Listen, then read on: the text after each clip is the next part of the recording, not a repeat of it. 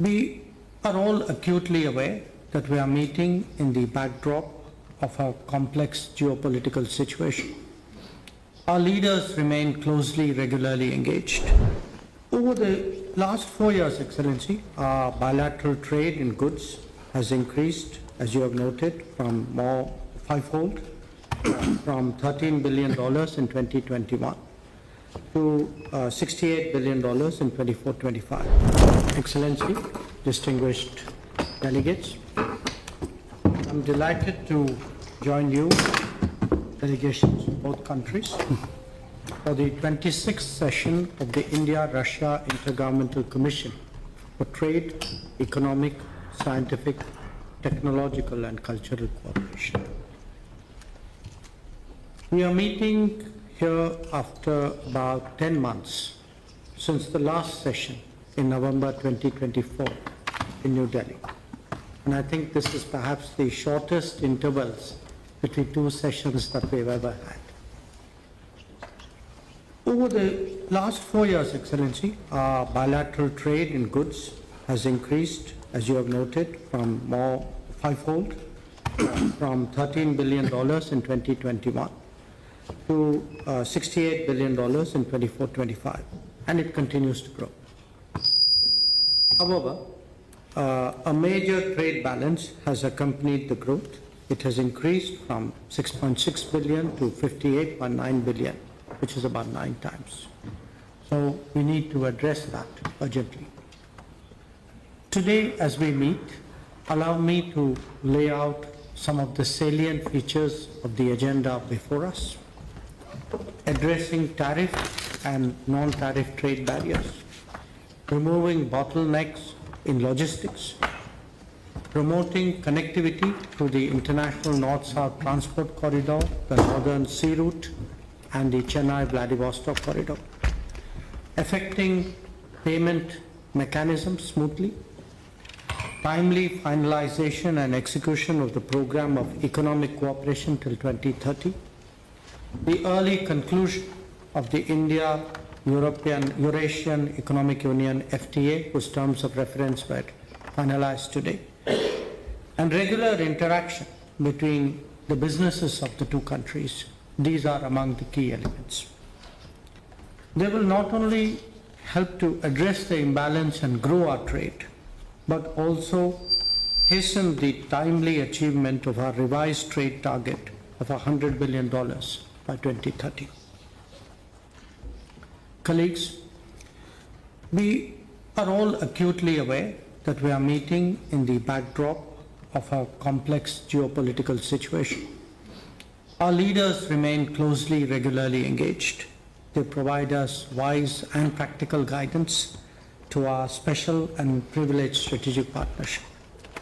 We have had 2 in-person meetings last year and are personally committed to further advancing our strategic partnership. Today, as we meet here for the IRI-GCTEC, allow me to make some suggestions on how we can improve our efficiency and rise to the occasion of deepening our economic cooperation. One, the various working groups and subgroups could perhaps take a more creative and innovative approach towards their respective agendas. The challenges posed by the larger landscape that I mentioned require us to do so. And this should be done in a manner in which it works for both sides. So when we speak today, as you did, Excellency, of the smoothness of settlements, of better logistics, of diversifying our trade basket, of creating more joint ventures, of moving on skilling and mobility, these are some of the areas, some examples of what we need to focus on more effectively. Second, we should continuously diversify and expand our agenda through mutual consultation. It should help to tap into the full potential of our trade and investment ties. We should not get stuck on the beaten track. Doing more and doing differently should be our mantras.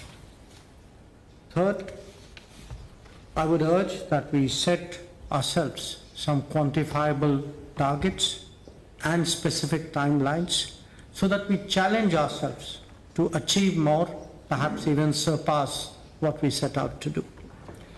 Each working group and each subgroup could apply itself to setting of targets and see what we could achieve by the next session of the IRIGC-TEC. For example, if you are looking at trade barriers, could we pick a certain number and make a commitment? If we have agreed to a certain proposal, can we set a firm timeline for that? So I believe that each working group and subgroup should include at least one possible target and pursue it with full tenacity.